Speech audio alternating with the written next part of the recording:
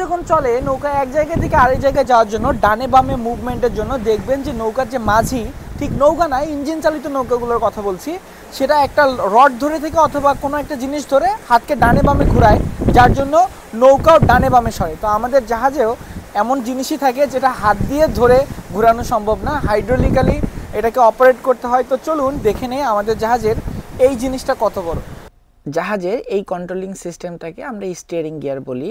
Steering gear হচ্ছে একটা প্লেটের মতো অংশ থেকে, যেই প্লেটটা আমাদের জাহাজের পাখার পিছনে লাগানো থাকে, যার জন্য পানি একদিক থেকে আরেক দিকে ফ্লো হয়।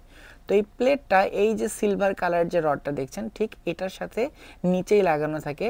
তো আমরা এই রডটাকে যদি ঘুরিয়ে দিতে পারি ডানে বামে, তার জন্য দেখেন এইখানে এই যে আরেকটা সিলভার কালারের রড আছে, যখন এই রডটা একদিকে যাবে, ডানের দিকে যাবে অথবা বামের দিকে যাবে, তো তখন এই যে এটার সাথে লাগানো মাঝের যে অংশটা আছে, এই যে দেখেন এখন